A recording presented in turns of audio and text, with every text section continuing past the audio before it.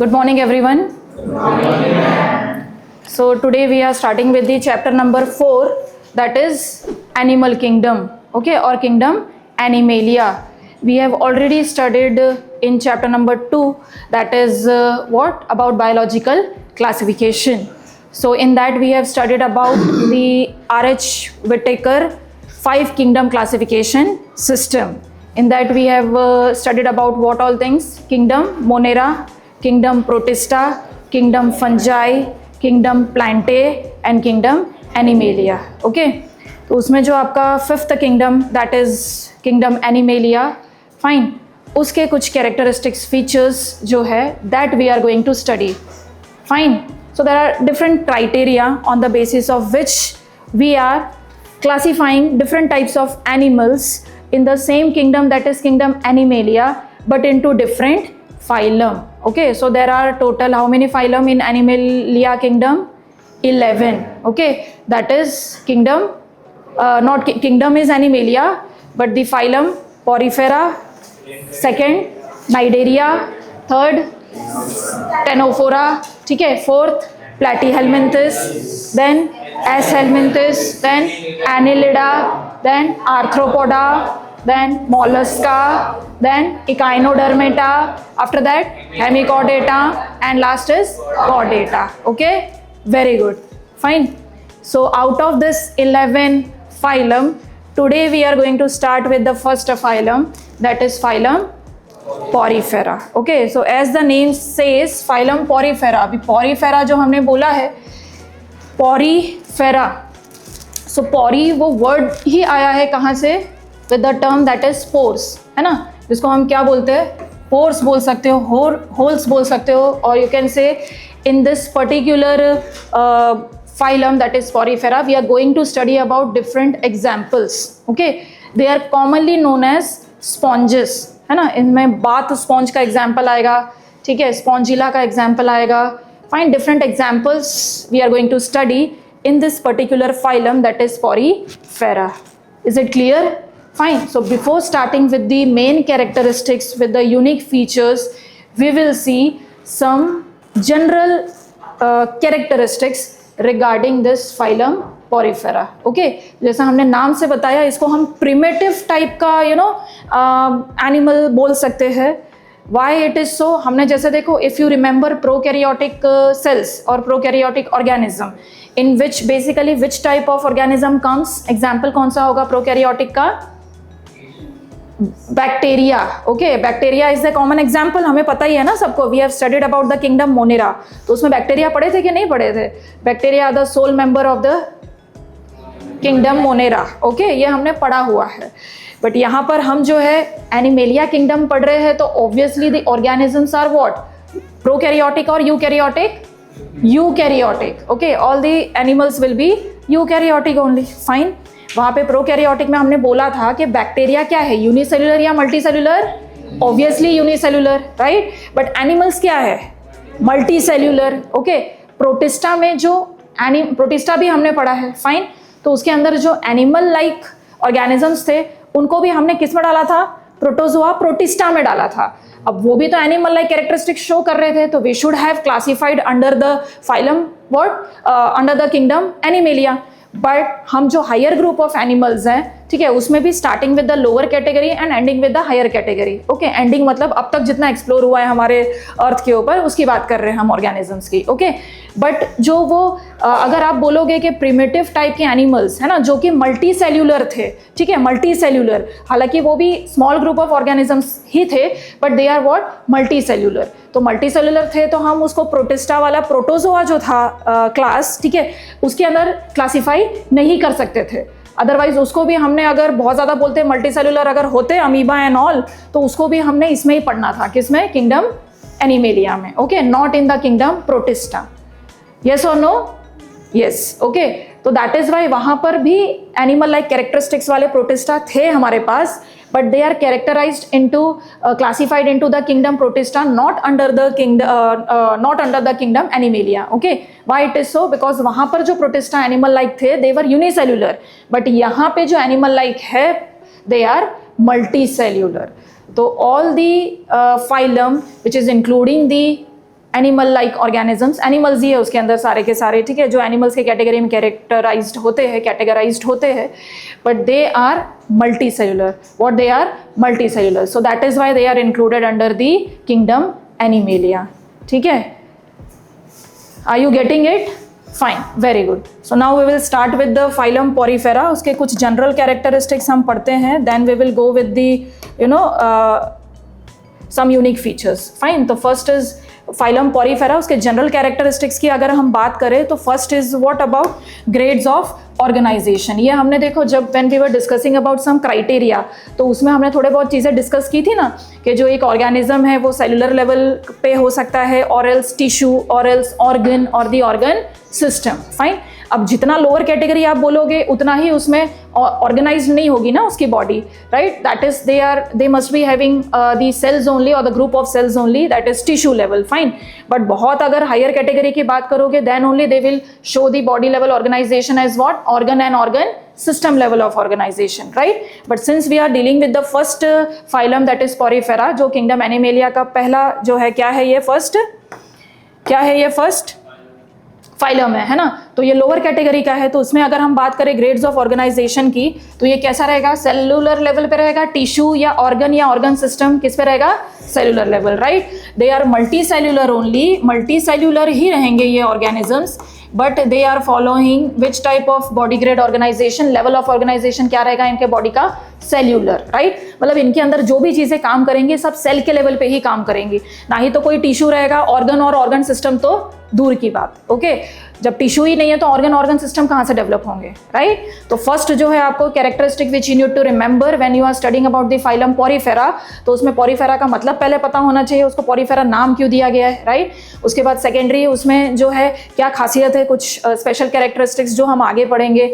उसके बाद उसके कुछ एग्जाम्पल्स याद रखना है, वो भी पढ़ेंगे हम, राइट. बट फर्स्ट पॉइंट जो आपको आना चाहिए that is the body level organisation.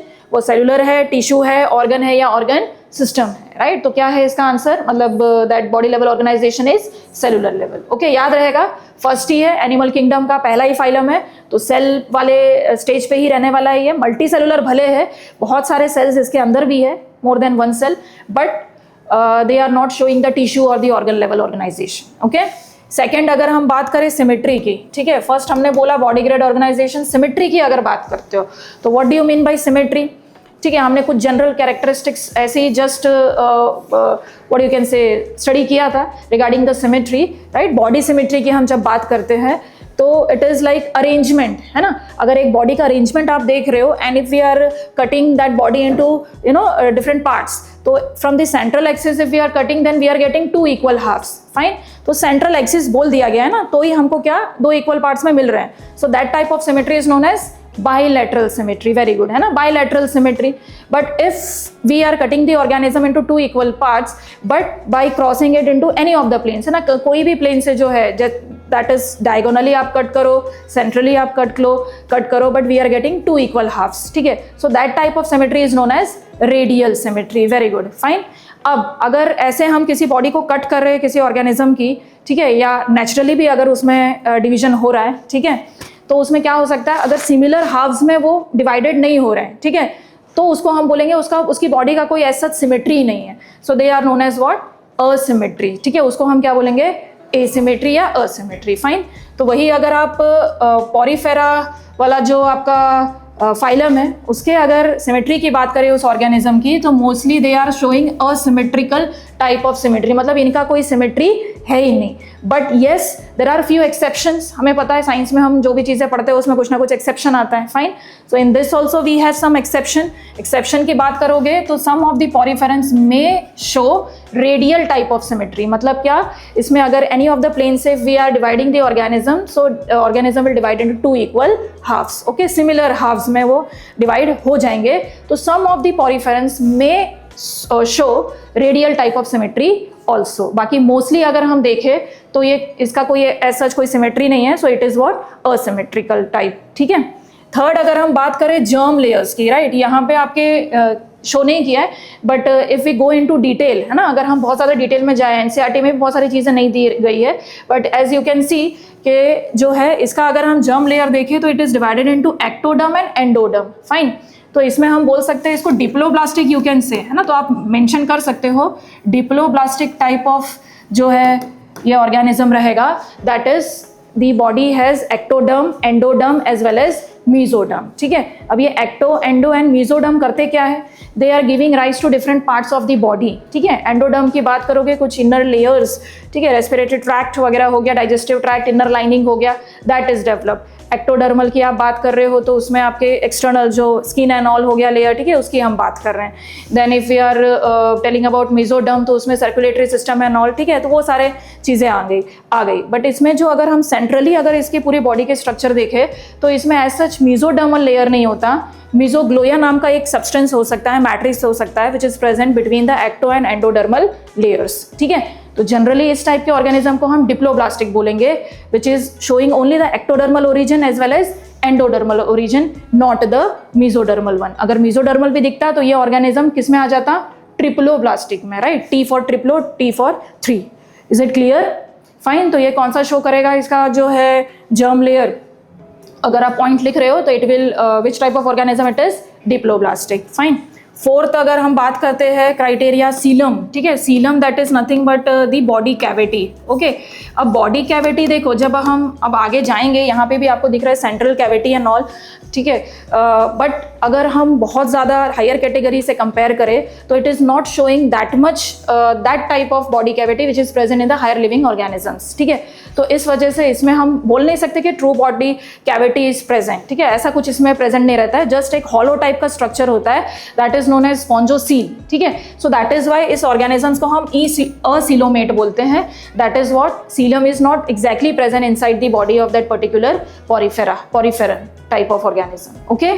चलो ठीक है, next we will see habit and habitat की अगर बात करते हो, हैबिटेट ऑब्वियसली कहाँ पे रहते हैं ये ऑर्गेनिज्म, है ना, since we are dealing with different types of organisms, तो हमें वो तो पता होना चाहिए वो ऑर्गेनिज्म रहते कहाँ पे उनका प्लेस ऑफ लिविंग है, ठीक है, whether they are residing on the terrestrial, मतलब as a terrestrial organism they are present और they are present in the inside the water bodies, okay. तो ये हमें पता होना चाहिए। तो मोस्टली अगर हम इसकी बात करें फाइलम पॉरीफेरा में आने वाले जो भी ऑर्गेनिजम्स हैं, sycons and all, so they are mostly what, aquatic that means what, okay, which can live inside the water, okay, water living वाले जो organisms होते हैं which live inside the water, तो उसको हम aquatic बोलते हैं। in that also generally ये समुद्री जो समुद्र होता है, right, उसके अंदर जो है पाया जाता है, that is nothing but the marine, है ना, marine टाइप का हम बोल सकते हैं। तो मोस्टली लिखा ही है, यस राइट, मोस्टली मराइन, वहाँ पर जो है इस ऑर्गेनिज्म को आप मतलब ये ऑर्गेनिज्म पाया जाता है, ओके। अब देखो, this is not the category of higher category of organism, जैसे आप बोलोगे ह्यूमंस का है तो हमको बहुत सारी चीज़ें नोन है, फिशेज है तो हमको पता है, एम्फीबियंस है, रेप्टाइल्स है तो हमें नोन है, ठीक है, बर्ड्स है तो हमको थोड़ा बहुत चीज़ें पता है, फाइन। बट ये एक ऐसा कैटेगरी है जिसके बारे में आपको ज़्यादा चीज़ें नोन, ज़्यादा क्या, मोस्ट ऑफ द चीज़ें, कुछ भी चीज़ें एज सच पता नहीं है, fine. So that only we are exploring कि what type of organisms या animals examples are present in this particular phylum, that is phylum Porifera, okay। Next yes, habit और हैबिटेट की बात कर रहे थे, तो कहाँ पे रह रहे हैं, तो mostly aquatic, that is they are living inside the water, mostly marine water जो होता है उसके अंदर ये प्रेजेंट होते हैं। कुछ एक्सेप्शन हो सकता है जो फ्रेश वाटर में भी पाया जा सकता है, ओके। मोस्टली कभी भी लिखा है मतलब फ्यू एक्सेप्शन हो सकते हैं जो मराइन के अलावा कहीं और भी पाया जा सकता है, right, that is fresh water bodies. Is it clear? Fine. Next अगर हम बात करें, सेडेंटरी बोला है, राइट, सेडेंटरी का मतलब होता है जैसे कोई एक ही जगह पे रह रहा है, ओके, उसका मूवमेंट नहीं है कहीं पे, है ना, that is called as stationary, बोलते हैं ना हम स्टेशनरी, राइट। स्टेशनरी पोजीशन मतलब जहाँ पे वो वहीं पे है, वहाँ से कुछ ऐसा उसका लोकोमोशन या मूवमेंट वगैरह नहीं हो रहा है, ठीक है। उसके अंदर भले कुछ स्ट्रक्चर हो सकता है which is responsible for engulfing the food materials, for passing of the food materials inside the body of that particular sponges, right. But it is not like that कि वो जो है मूव करके खुद जा रहा है यहाँ से वहाँ, fine, it is not so. Mostly they are what, sedentary, किसी सबस्ट्रेटम से अटैच्ड होगा, है ना, किसी सबस्ट्रेटम से अटैच्ड होगा and it is placed in that particular place only, it is not able to move, okay. Next solitary भी हो सकते हैं, कॉलोनियल हो सकते हैं। हमने एल्गी के कुछ एग्जांपल्स देखे थे when we were studying about Plantae kingdom, right.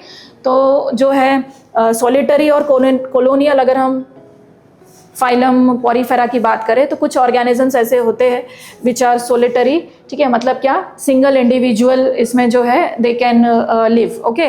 Then colonial form में भी रह सकते हैं, कॉलोनीज में एक से ज़्यादा भी जो है ये एक साथ रिसाइड कर सकते हैं। ओके, तो अगर हम हैबिट और हैबिटेट की बात करें तो कैसा रहेगा इनका हैबिटेट? एक्वेटिक, मोस्टली उसमें मराइन हो सकते हैं, कुछ फ्रेश वाटर हो सकते हैं। सेडेंटरी, वो जहाँ पे वहीं पे रहेंगे, ठीक है, कुछ मूवमेंट एज सच दिखने को नहीं मिलेगा। Then they can live as solitary also, sole, ठीक है। एंड देन सेकेंडरी और कैसे रह सकते हैं? कॉलोनीज के फॉर्म में भी ये सर्वाइव मतलब रिसाइड कर सकते हैं। ओके, ठीक है। नेक्स्ट डाइजेस्टिव सिस्टम की अगर हम बात करें, ओके, देखो अब digestive system, circulatory system, respiratory system, reproductive system, है ना, ये सारे, सेंट्रल नर्वस सिस्टम, फाइन। तो ये कुछ कैरेक्टरिस्टिक्स होते हैं जो हमको बहुत अच्छे से पता है when we are studying about human physiology. अब ह्यूमंस का कुछ पढ़ रहे हो तो वी नो, ठीक है, how our circulatory system works, how our respiratory system works, ये सारी चीज़ें हमको एटलीस्ट बहुत सारा इसके बारे में आइडिया है। But if we talk about the Porifera sponges, तो ये ऑर्गेनिज्म को तो हमको कभी हमने एक्सप्लोर नहीं किया। You have not explored this type of organism, तो आप कैसे समझोगे कि इसका डाइजेस्टिव सिस्टम कैसा है, इसका रेस्पिरेटरी सिस्टम कैसा है? पहले तो प्रेजेंट भी है या एब्सेंट है, पहले वो पता होना चाहिए, right? So if we talk about digestive system, तो it is generally what? Absent. Why so? Because हमको पता है ये तो सेलुलर लेवल पे है, इसके पास टिश्यू ही नहीं है, तो ऑर्गन सिस्टम, डाइजेस्टिव सिस्टम बनता किससे है? पूरे ऑर्गन सिस्टम तो पूरा रहेगा ना डाइजेस्टिव सिस्टम, राइट? तो ऑब्वियस सी बात है, इसमें जब टिश्यू और ऑर्गन्स ही नहीं डेवलप हुए हैं तो कहाँ से इसके पास डाइजेस्टिव सिस्टम आएगा? So that is why digestive system will be absent. Okay, same respiratory system भी बोलोगे तो एब्सेंट रहेगा, सर्कुलेटरी सिस्टम भी एब्सेंट रहेगा, बिकॉज सारे के सारे आगे मतलब ऑर्गन सिस्टम में डेवलप होना चाहिए तो ही पॉसिबिलिटी थी। अगर इसमें हमने फर्स्ट ही कैरेक्टरिस्टिक्स बोला होता कि यस ऑर्गन सिस्टम है इसके अंदर, राइट, जो बॉडी ग्रेड ऑर्गेनाइजेशन है, तो ये सारा उसमें प्रेजेंट हो जाता। Okay, but since we have discussed और हमें अभी एक्सप्लोर किया तो हमको ये पता चला है कि दिस पॉरीफेरेंस जो है they are at cellular level only. तो इसमें ना तो कोई टिश्यू है, ना ही कोई ऑर्गन है, ना ही कोई ऑर्गन सिस्टम है, तो ये सारा सिस्टम आप लिख दोगे उसमें क्या? एब्सेंट है। ओके, डाइजेस्टिव सिस्टम में थोड़ा सा एक्स्ट्रा पॉइंट दिया है, digestive system is absent, but हमको पता है कि जितने भी लिविंग ऑर्गेनिज्म हैं तो उनको कुछ न्यूट्रिशन तो चाहिए in order to survive. Okay, so for that reason obviously इनका भी डाइजेशन तो होना है, but which type of digestion will take place here? Intracellular. Okay, intra मतलब क्या होता है? विद इन, है ना, within the body. Intra means within, तो within the body, within the cells only. Intracellular बोला है ना, सेल्स ही उसके सारा सब कुछ डाइजेशन वगैरह में हेल्प कर दे रहे हैं उसको, न्यूट्रिशन भी उसको मिल जा रहा है, उसकी ग्रोथ भी हो पा रही है, ठीक है। And some of the cells are also working as a reproductive cells, जिससे उनका रिप्रोडक्शन भी होगा। आगे हम अभी देखेंगे कि how the reproduction takes place in the poriferans. Okay, fine, are you understanding? Yes, ठीक है। सो अगर डाइजेशन की हम बात करें so it shows intracellular digestion, कि जिसमें क्या होगा? इंटरनली कुछ सेल्स ऐसे होते हैं दे आर पार्टिसिपेटिंग, कुछ अब हम देखेंगे फैगोसाइटिक सेल्स जैसे एक सेल्स काम करता है inside the body of the porifera. Okay, that is for example poriferan, for example sycons and all, sponges जिसको हम बोल सकते हैं। अब देखेंगे आगे कि कैसे वो होता है process. So digestion basically takes place inside the cells only. Okay, बाकी सर्कुलेटरी सिस्टम बोलो, रेस्पिरेटरी सिस्टम बोलो, अब एक्सचेंज ऑफ गैसेस भी कैसे होना है, तो इनके पास एक वाटर वेस्क्यूलर सिस्टम होता है, राइट, एक कैनाल सिस्टम होता है through which the exchange of gases, water, waste materials and all, वो सारी चीज़ें होती है। वो कैसे होगा हम अभी नेक्स्ट इसमें कवर करेंगे। ओके, ठीक। सर्कुलेटरी सिस्टम, अब heart and all, blood vessels, ये सारी चीज़ें रहेंगी क्या इसके अंदर present? Obviously not. So obviously circulatory system will also be absent. Okay, ठीक। Reproduction next है ना, हमने बहुत सारे क्राइटेरिया जो है स्टडी किया अभी। Hope you must be noting down. Okay, आप नोट डाउन कर रहे हो कि नहीं कर रहे हो? यस, ठीक है। Some of the points you are noting down कि उसमें जो है आपके जनरल कैरेक्टरिस्टिक्स कौन कौन से होंगे, हैबिट क्या है, हैबिटेट क्या है, ठीक है। देन और क्या हमने कवर किया? बॉडी लेवल ऑर्गेनाइजेशन कैसा है, सिमेट्री कैसी है, और क्या कवर किया हमने Saumya? What we have covered, extra points और क्या देखा था हमने? Digestive system, circulatory system, respiratory system उसमें है या नहीं है प्रेजेंट, ये सारी चीज़ें हमने देखा। Okay, whatever we are studying, ठीक है, it will help you to remember those points which are included under the phylum Porifera. Okay, there are different characteristics. अब 11 phylum है, उसके 10 भी characteristics आप करोगे तो 11 10 से 110 characteristics. ठीक है, it will be very difficult for you to remember all those 100+ characteristics of different organisms. How you will remember? ये कुछ tricks रहते हैं, कुछ logic रहता है, कुछ understanding grasping power होता है आप लोगों का, students का, so that you can remember certain topics for a longer period of time, or else throughout your life also, जब तक आप पढ़ रहे हो या जब आप further किसी career में भी जाते हो, at that time also you will remember many of the things which you have studied in your previous classes. Okay, so please pay attention. Reproduction की अगर हम बात करें तो रिप्रोडक्शन ऑब्वियस सी बात है, अब कोई ऑर्गेनिज्म है, अब उनका नेक्स्ट जनरेशन जब आना है तभी तो उनका एग्जिस्टेंस होगा on the surface of the earth, yes और नो, राइट? तो रिप्रोडक्शन इज मस्ट. अब रिप्रोडक्शन की बात करेंगे तो इसमें सेक्सुअल टाइप का रिप्रोडक्शन भी होता है as well as asexual type का भी रिप्रोडक्शन होता है. अब आप सोचोगे very lower category of organism है तो ओनली असेक्सुअल होना चाहिए, ठीक है? तो असेक्सुअल तो होता ही है इसके अंदर, but also sexual reproduction is seen. Okay, तो इसमें आपको देखने को मिलेगा, देखो, असेक्सुअल टाइप का रिप्रोडक्शन जिसमें फ्रैगमेंटेशन बडिंग से भी होता है, यस, है ना. One more thing you can note it down, budding के प्रोसेस से भी हो सकता है, इसमें रीजनरेशन भी हो सकता है. बडिंग मतलब एक small bud will be develop from this particular body of the poriferal sycon for example, and it will bud off cut off और bud off from the body of the parent organism, and it will act as a new individual. Okay, new individual जैसा वो act कर सकता है. Fragmentation की बात करोगे तो बॉडी इज डिवाइडेड. अगर कहीं कट लग गया, ठीक है, मान लो कहीं पे कट लग गया कि बॉडी में ऑफ दैट पर्टिकुलर पॉरीफेरन, तो obviously it will, that cut part जो है, it will also develop into a new individual. हमें पता है ना असेक्सुअल रिप्रोडक्शन के types, we already know what is budding, what is fragmentation. तो इसमें बडिंग से भी हो सकता है इनका reproduction asexually, as well as fragmentation से भी हो सकता है, जिसमें दोनों में ही हमको कोई स्पोर्स का फॉर्मेशन नहीं हो रहा है, but still the reproduction is taking place. Okay, secondly sexual reproduction भी हो सकता है, दैट इज उसमें male gamete and female gamete का प्रोडक्शन होता है. Okay, male gamete as well as female gamete is going to produced inside the poriferan organism. Okay, but इनकी timing अलग अलग होती है. मतलब जैसे अभी देखो सेकेंड पॉइंट में आपको दिख रहा है hermaphrodite. What do you mean bye hermaphrodite? Hermaphrodite का मतलब ऐसा होता है कि जो एक पर्टिकुलर ऑर्गेनिज्म है, in that organism both the sexes are present. Okay, male part as well as female part is present inside the.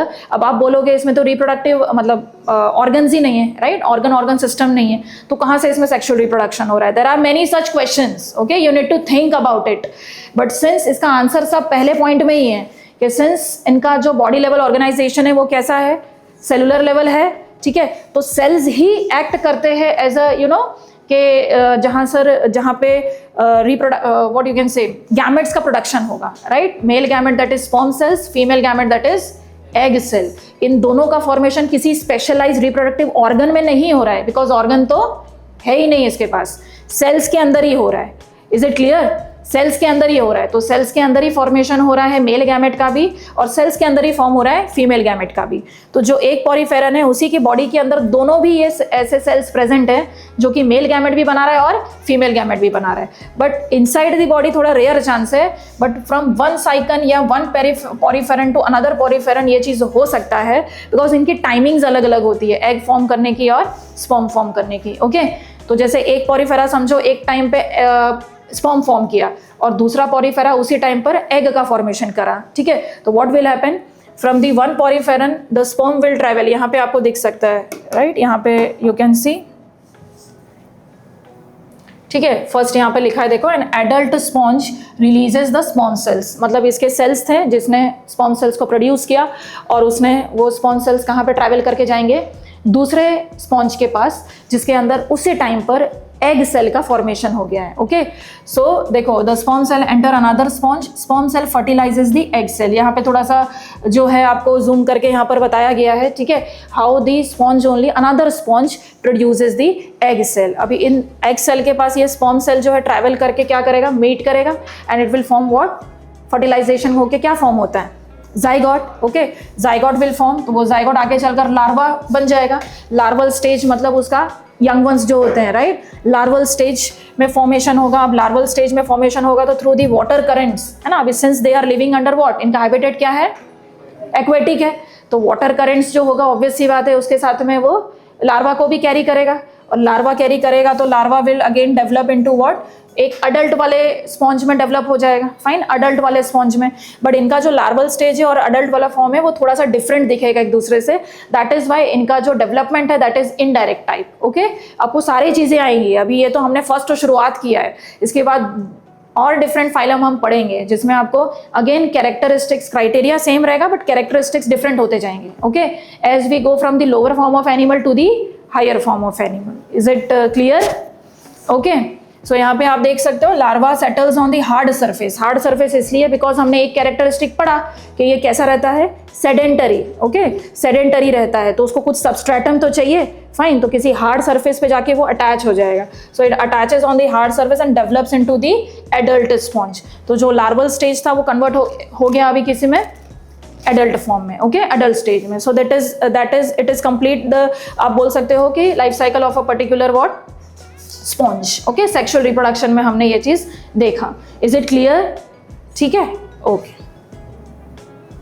Internal fertilisation का टाइप है, ये आपको याद रखना है, ठीक है। इंटरनल फर्टिलाइजेशन है या एक्सटर्नल फर्टिलाइजेशन है। एक्सटर्नल बोलोगे तो बॉडी के आउटसाइड, बाहर, इंटरनल बोलोगे तो बॉडी के इनसाइड, है ना। इंटरनल का मीनिंग ही होता है इनसाइड, तो fertilization is taking place inside the body, because यहाँ पे हमने देखा ना मेल गैमेट रिलीज हो रहा है, फीमेल गैमेट के पास पहुंच रहा है, पहुंचने के बाद इंटरनल फर्टिलाइजेशन तो हो रहा है, आफ्टरवर्ड जब लार्वा डेवलप हो रहा है उसके बाद वाटर करंट से वो फ्लो हो रहा है। ओके, फिर उसके बाद एक्सटर्नली हो रहा है, बट पहले फ्यूजन तो कहाँ पे हुआ था उनका, इंटरनली, ठीक है, inside the body.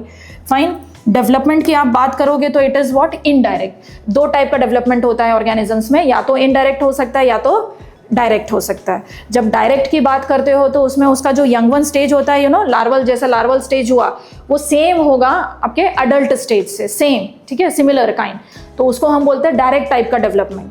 But indirect type का डेवलपमेंट में क्या होता है कि जिनका लार्वल स्टेज जो है it is different from the adult वाला stage. Okay, larval stage adult वाले स्टेज से क्या होगा, डिफरेंट होगा, ठीक है। So that type of development is known as indirect type of development. अब इसमें लिखा है यहाँ पर larval stage is present and adult stage जो होगा, अडल्ट स्टेज, ठीक है, इट विल बी डिफरेंट, है ना। डिफरेंट मतलब होगा उसी ऑर्गेनिज्म का, ऑब्वियस सी बात है, लार्वा है तो उसी से डेवलप होके वही वाला ऑर्गेनिज्म बनेगा वो, बट जो उनका अगर स्ट्रक्चर अगर आप देखते हो तो it is somewhat what, different. Okay, so adult stage is different from the larval stage, ठीक है, उसको हम बोलते हैं which type of development, indirect. Okay, is it clear? Direct और इनडायरेक्ट का मतलब क्लियर रखो, इंटरनल एक्सटर्नल फर्टिलाइजेशन का क्लियर रखो। तो in case of poriferans which type of fertilization is seen, internal, and in case of poriferans only which type of development is seen, indirect, जिसमें larval stage will be different from the adult stage. Okay, ठीक है, मतलब जो adult बन रहा है, Metamorphosis की process हमने पढ़ा है, फाइन, तो जो एडल्ट स्टेज बन रहा है तो ऑब्वियसली उसके लार्वल स्टेज से कहीं ना कहीं सेम होता है तो वो डायरेक्ट हो जाएगा, बट यहाँ पर क्या है वो डिफरेंट है, that is why it is showing indirect type of development. Okay, unique features की अगर हम बात करें, इसमें यूनिक फीचर्स तो we have what, water canal system, है ना। इसमें वाटर कैनाल सिस्टम जो है वो प्रेजेंट होता है। अब what this water canal system is doing, अब यहाँ पर देखो हमने बोला कि ये एक्वेटिक ऑर्गेनिज्म है, तो ऑब्वियस सी बात है जो इसके अंदर what you can say water और any other nutrients which are present, है ना, वो उसका पूरा क्या होना चाहिए, पूरे बॉडी में जो है एब्जॉर्प्शन होना चाहिए, फाइन। तो वाटर वेस्कुलर सिस्टम, ये आपको question if it is asked कि state the unique feature of the phylum, you know what, porifera, तो उसमें आपको वाटर वेस्कुलर सिस्टम बताना पड़ेगा। So where water enters through the millions of minute pores, जिसको हम क्या नाम देते हैं, ऑस्टिया। ओके, ऑस्टिया, तो यहाँ पे आपको दिख रहा है ostia type of structure that is porocyte cell से बनते हैं, कि जो क्या करता है, वाटर करंट से तो वाटर तो आएगा उसके अंदर, it will enter inside this particular sponge, ठीक है, और ये ऑस्क्यूलम जो है इसके टॉप टिप पोजिशन पे रहेगा, which is what you can say excrete करेगा जो भी वाटर जो भी आपका वेस्ट मटेरियल्स एंड ऑल है of the sponges, it will get removed outside the body of the sponge by means of this osculum, enter करेगा ostia से और एग्जिट करेगा ऑस्क्यूलम से। ओके, देन यस, एक सेंट्रल कैविटी प्रेजेंट रहेगा that is spongocoel. It is not similar to the main body cavity, otherwise ये coelomate हो जाते हैं, but they are what, acoelomate. Okay, तो स्पॉन्जोसेल नाम का एक central cavity is present inside the sponges, canal system is used for, अभी इसका फंक्शन क्या रहेगा कैनाल सिस्टम का, for gathering of the food materials, for exchange of the gases as well as for the removal of waste materials, because इसके पास ना तो कोई डाइजेस्टिव सिस्टम है, ना ही सर्कुलेटरी है, ना ही एक्सक्रीटरी है। ओके तो है क्या इसके पास, तो इसके पास एक कैनाल सिस्टम है जिसके अंदर ये सारे ऑस्क्यूलम, ऑस्टिया एंड ऑल, ठीक है, पूरा देन योर स्पॉन्जोसील, ये तीनों स्ट्रक्चर्स आ जाते हैं, which is mainly responsible for what, for the this type of functions, food gathering, gaseous exchange as well as removal of the waste materials. Is it clear? यहाँ पे आपको ये दिख सकता है sequence, water enters inside the ostia and then it will enter inside the spongiocele which is a central cavity and then osculum के through जो है it will get exit outside the body. Okay, water out. Fine. Okay, so this was some of the unique features of the phylum Porifera. ठीक है, next time we will see some more characteristics related to this particular thing. Fine. Thank you very much.